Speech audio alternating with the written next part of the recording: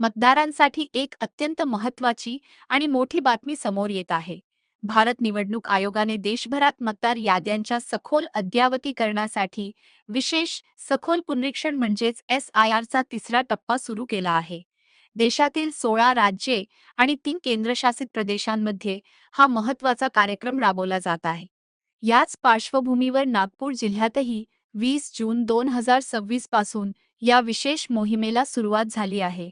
या प्रक्रियेअंतर्गत मतदारांना त्यांचे नाव, माहिती आणि इतर तपशील अद्ययावत करण्यासाठी इन्युमरेशन फॉर्म म्हणजेच गणना अर्ज भरणे बंधनकारक करण्यात आले आहे. या मोहिमेची नागपूर जिल्ह्यातील प्रक्रिया कशी असेल, याबद्दल प्रशासनाने सविस्तर माहिती दिली आहे. 30 जून 2026 ते 29 जुलै 2026 या कालावधीत BLO म्हणजेच मतदान केंद्रस्तरीय अधिकारी नागपूर जिल्ह्यातील सर्व विधानसभा मतदारसंघांमधील नागरिकांच्या घरोघरी जाऊन या इन्युमरेशन फॉर्मच्या 2 प्रतींचे वाटप करणार आहेत. या फॉर्मवर मतदारांचे छायाचित्र, QR कोड आणि त्यांच्या BLOचे नाव व मोबाईल क्रमांक छापलेला असेल. मतदारांनी आपली संपूर्ण व अचूक माहिती भरून हा फॉर्म स्वाक्षरीसह BLOकडे परत करायचा आहे. या फॉर्मच्या खालच्या भागात मतदारांनी आपली वैयक्तिक माहिती जसे की जन्मतारीख, आधार क्रमांक, मोबाईल क्रमांक, पालकांचे नाव आणि विवाहित महिला किंवा पुरुषांनी पती-पत्नीचे नाव व त्यांचा मतदार ओळखपत्र क्रमांक भरायचा आहे. एन्युमरेशन फॉर्म आम्हाला छपाई करायचे. जवळपास आमच्याकडे 46 लाख वोटर आहेत आणि प्रत्येकासाठी नोंद 92 लाख आम्हाला छपाई करायचे होते. 92 लाख ये फॉर्मची जी छपाई आहे ते 27 तारीख पर्यंत 27 रात्रीपर्यंत तो संपेल. तर 20 जून पासून 29 जून पर्यंत शिक्षण आणि छपाईचा कालावधी होता तो आता सुरू आहे. 27 जून पर्यंत पूर्ण संपेल. 30 जून पासून 29 जुलैपर्यंत 30 जून पासून 29 जुलैपर्यंत जे आमचे बूथ लेवल ऑफिसर आहेत BLO ते प्रत्येक मतदाराच्या घरी जाऊन हाऊस टू हाऊस व्हिजिट करणार. त्यांना EF फॉर्म देणार, एन्युमरेशन फॉर्म देणार आणि काही दिवस नंतर ते परत येणार. जे भरलेला EF फॉर्म आहे, जे वोटरनी मतदारांनी जे EF फॉर्म भरलेला आहे ते त्यांच्यापासून ते कलेक्ट करणार. नियमप्रमाणे एक वेळी EF फॉर्म एन्युमरेशन फॉर्म वोटरला दिल्यानंतर त्यांना किमान तीनदा त्यांच्या घरी व्हिजिट करायचे. ते फॉर्म परत जे भरलेला फॉर्म आहे जे वोटरने भरलेला आहे ते परत कलेक्ट करायला 3दा त्यांना व्हिजिट करायचे. 30 जून पासून 29 जुलैच्या सांगितलं हाऊस टू हाऊस व्हिजिट होईल हे फॉर्म डिस्ट्रीब्युशन आणि कलेक्शनसाठी.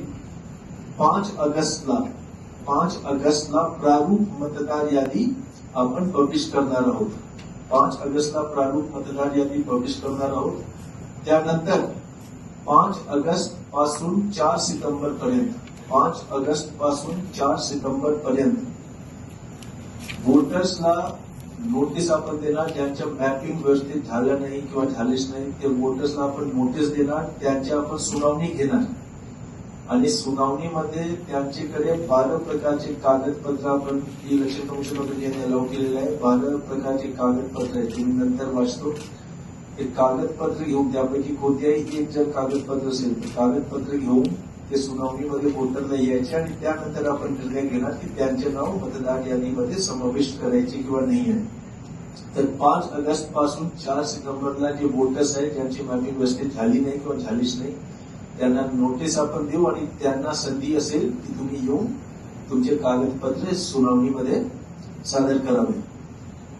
5 ऑगस्ट पासून ज्या दिवशीपासून हिअरिंग आणि हे नोटीस आणि हिअरिंग सुनावणी सगळे सुरू होईल त्याच दिवशीपासून आमचे जे ERO आहेत ते आणि AERO हे अधिकारी आहेत ते जजमेंट पण देतील, निर्णय पण देतील. पण जसं मी सांगितलं की 4 सप्टेंबर पर्यंत सुनावणीच्या संधी होईल. म्हणून 3 ऑक्टोबर पर्यंत 5 ऑगस्ट पासून 3 ऑक्टोबर पर्यंत त्यांना संधी असेल की तुम्ही निर्णय त्यावर घ्यावे. जेवढे सुनावणी तुम्ही घेतल्या, जेवढे तुमच्याकडे क्लेम्स आणि ऑब्जेक्शन झालेले आहेत. 3 ऑक्टोबरला शेवटची डेट आहे. सर्व निर्णय त्या तोपर्यंत त्यांना द्यायचे आणि 7 ऑक्टोबरला अंतिम मतदार यादी पब्लिश होणार आहे. आता जसं मी सांगितलं की 29 30 जून पासून आमचे बीएलओ घरी घरी जाणार 29 जुलैपर्यंत. नागपूर जिल्ह्याचे सर्व मतदार, नागपूर जिल्ह्याचे सर्व नागरिक, सर्व मतदार, आपल्याला माझी विनंती असेल जिल्हाधिकारी म्हणून की आपण बीएलओचे सहकार्य करावे. जेव्हा ते आपल्या घरी येत आहे, आपली जे पण माहिती आहे ती माहिती त्यांना द्यावी, ईएफ फॉर्म भरून द्यावी त्यांना, बरोबर. ते जसं मी सांगितलं की ते 3दा कलेक्ट करणार, 3दा कलेक्ट करायला त्यांना यायचे आहे. पण तरी सुद्धा सर्व मतदार, सर्व नागरिकांना माझी विनंती आहे की त्यांच्यासोबत जर कोऑर्डिनेशन आपण ठेवला की मी एवढा दिवस घेणार ते सर्व माझ्या ईएफ फॉर्म, माझ्या माहिती भरण्यासाठी तुम्ही अमुक दिवस तुम्ही या.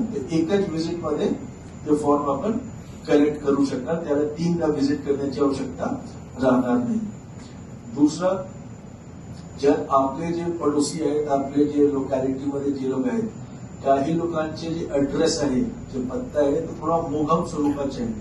आमच्याकडे सिटीमध्ये स्पेशली हा प्रॉब्लेम आहे की बरेच लोकांनी काय लिहिलं आहे पत्तामध्ये अमरावती रोड, फक्त एवढेच, बाकी हाऊस नंबर, फ्लॅट नंबर, गल्ली काहीच नाही. असे जे मतदार आहेत, असे जे वोटर आहेत, त्यांना शोधण्यासाठी, त्यांच्या पत्त्याच्या माहिती घेण्यासाठी आपण कृपया बीएलओची मदत करावी. जेव्हा बीएलओ आपल्याकडे जाईल ते आपल्याला विचारेल की हा माणसला तुम्ही ओळखतात काय, याच्या पत्ता फार मोघम स्वरूपाचे आहे. जर आपण ओळखत असाल तर त्यांना कृपया त्यांना सांगावे. त्याची घरी पण जाऊन त्याची पण ईएफ फॉर्म मध्ये, त्याची पण मतदार यादीमध्ये आपण आम्हाला नाव समाविष्ट करता येणार. एक गोष्टी फार महत्वपूर्ण आहे, सर्व जे नागरिक आहेत, सर्व जे मतदार आहेत, त्यांच्यासाठी हा गोष्टी फार महत्वपूर्ण आहे. कुठल्याही असा मतदार जे आहे, कोणतेही असे जे मतदार आहेत ज्यांचे घरी गेला आणि त्यांची मॅपिंग शक्य नाही झालं. उदाहरणासाठी गेलो आपल्या घरी गेला, 2002 ची मतदार यादीमध्ये आपला पण नाव नाही आहे, आपले आई वडील, आजी आजोबा कोणाचे नाव नाही आहे, म्हणून आपली मॅपिंग होऊ शकत नाही. जर मॅपिंग होऊ शकत नाही याचा अर्थ अजिबात असा नाही आहे की आपलं नाव मतदार यादीमधून कट होणार. मी पुन्हा एक वेळी सांगतो, गेलो आपला घरी गेला, आपली मॅपिंग त्या ठिकाणी होऊ शकली नाही, आपण आजी आजोबा, आई वडील किंवा स्वतःचे नाव 2002 मतदार यादीमध्ये दाखवू शकलं नाही, तरी सुद्धा आपला नाव मतदार यादीमधून कट होणार नाही. आपला नाव प्रारूप मतदार यादी जे 5 ऑगस्टला पब्लिश होणार, प्रकाशित होणार, त्यामध्ये आपलं नाव असेल. मॅपिंग नाही होऊ शकला तरी सुद्धा प्रारूप मतदार यादी जे 5 ऑगस्टला पब्लिश होणार, त्यामध्ये आपलं नाव असेल. आता यामध्ये एकच आहे की आपल्या एक नोटीस जाईल की अमुक दिवशी या डेट या लोकेशनला आम्ही तुमची सुनावणी ठेवली आहे. तुम्ही सर्व तुमचे जे कागदपत्र आहे, जे 12 प्रकारचे कागदपत्र आहेत, ते कागदपत्राचे सोबत तुम्ही त्या दिवशी हजर राहा, तुमचे कागदपत्र दाखवा. त्या दिवशी सुनावणीमध्ये जेही अधिकारी सुनावणी घेतील त्यांना पण आपण ट्रेनिंग आता दिलं आहे, पुन्हा पण एक वेळी देणार. जर कागदपत्रावर आपण साबित करू शकलो की आपण जेन्युइन वोटर आहात, जर आपण साबित करू शकला की आपण जेन्युइन वोटर आहात, आपलं नाव फायनल मतदार यादी जी 7 ऑक्टोबरला पब्लिश होणार त्यामध्ये पण 100% येणार.